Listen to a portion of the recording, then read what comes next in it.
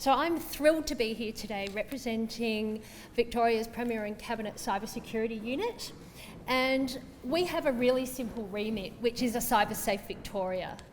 But you know what? That's a whole lot of people that we need to make cyber safe. So we've actually broken that down into 6 key things that we call our objectives. So the first is to ensure that we can enable some resilient government services. We also want to ensure that we're supporting the right infrastructure and investment. We want to support you, the workforce and economy that keep our state running. We want to really raise awareness of the trends and the risks associated with technology. We want to ensure that we're making better decisions when it comes to risk mitigation. And we also want to reduce the prevalence and impact of incidents on Victorian society. So, I am preaching to the converted here. Technology is great. We know this. Our digital footprint spans continents, borders, time zones, countries, cultures, languages, and distance. We've all helped make cyber what it is today. Think for a moment about how you yourselves have personally contributed to the awesome power that technology brings to each of our daily lives. We live longer, we live healthier, we're connected to the global village in ways that we never have been before. We're able to capture and share moments and memories in an instant. I even get brownie points for FaceTiming my mum. Unfortunately, the kids don't give me brownie points when I FaceTime them. You know what? Technology is great, but I kind of say technology is mostly great. Because with all that's great about our world, as you know, there are some vulnerabilities, and some of those are really ugly. Across Victorian government, we experience an attempted compromise every 45 seconds. Sounds a little bit too out there, but I actually would debate that and say we probably don't have insight. I would suggest that it's probably higher than every 45 seconds. But that's the data that we've got, so that's what we're going to go with today. That terrifies me. We estimate that an actual compromise occurs roughly every 40-45 minutes. That's not very safe for our Victorian government, hence for our Victorian citizens. Who are our attackers? Well, they're a mix. We've got organised crime, we've got political hacktivists, of course there's the old nation states, and other cyber criminals. They're intent on stealing our money, government money, also your money, data, accessing sensitive information, and access to infrastructure plans. An important statistics to acknowledge here is despite insight that we've got, we still have 8% of organisations, and if I put that in human speak, that's nearly 1 in 10, that don't know if they've actually experienced a cyber incident. And I guess we say we've got 2 types of organisations within Victorian government, those that have experienced a cyber incident and those that have but just don't know it. So what's the impact of all of this? There are many impacts that come from cyber incidents, as you know. The most common that we see across Victorian government are the 3 that you see up here.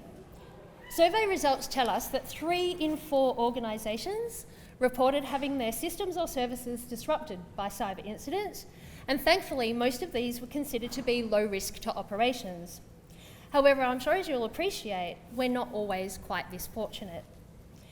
News headlines recently have shown on some occasions cyber incidents can have significant impact on businesses and the broader community.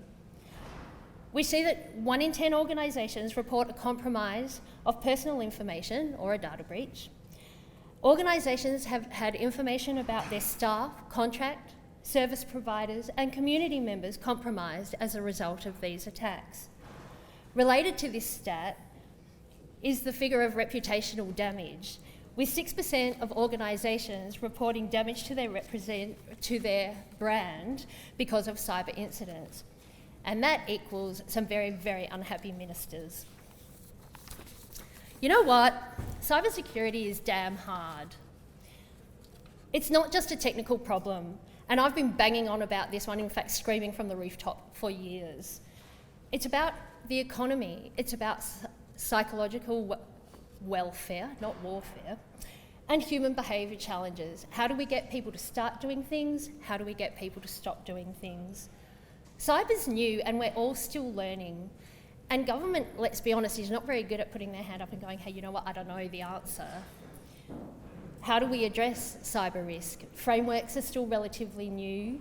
We're not old and trusted in this space. It's a challenge. And cyberspace is governed by a different set of rules. Those wonderful advantages that we speak of earlier, like distance and borders and proximity, these concepts operate differently in the cyber world. And you know what else? Technology is moving so quickly.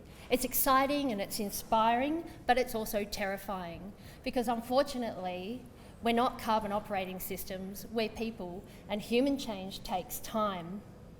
How do we help people navigate through the new capabilities, the new terminologies and emerging vulnerability, let alone explaining that old kit still needs to be patched and there are new vulnerabilities that you need to manage? If you don't talk geek speak, this stuff is just gobbledygook. How do we help our businesses stay safe online, knowing that this is just yet another competing priority when all they're trying to do is earn a living and do their actual jobs?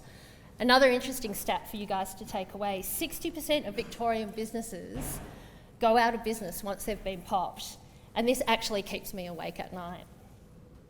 How do we help people, not carbon operating systems, navigate their digital journey safely?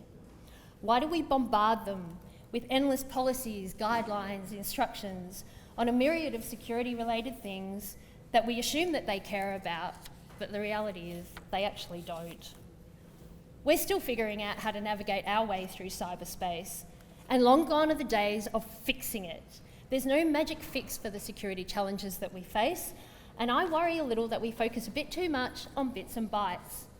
There's a need to not only understand, but respect how people use technology and not just frown on them because it's not in the way that we think it should be. So, what's the challenge? Over the last 10 to 15 years, oh, is that me? Woo. Over the last 10 to 15 years, we have been bombarding people with a range of cyber information, tips and tricks, top 10 what you should do, top 20 what you shouldn't do. The landscape is cluttered with lots of noise and a wide range of messaging, and a lot of it is conflicting, let's be honest. And no clear leader has actually emerged in cyber safety culture uplift. Well, the challenge is on. The current narrative tends to fall into two groups. One is the doom and gloom space, and this can be threatening and it's dark and actually increases stress. Or the other is it's too technical. Too many warnings and complicated advice turns the audience away, and so instead they do nothing. Current campaigns have also created a bit of a complacency state where consumers and small to medium-sized enterprises lead to no action or inaction because it's just too hard, or I already know I need to change my password. And research shows us that password changes, dealing with phishing, and other high-level key messages that we're used to hearing have been discounted because of the simplicity. We've been banging on about this for years, and yet, although we know that phishing is still the go-to method of our cyber criminals, people feel that this is something that they learnt years ago. So we challenge you to help us move beyond awareness into action. How do we re-engage our audience by creating new news? How do we create a fresh approach to communicating these cyber threats, measuring and incentivising the safe cyber habit? Thank you very much.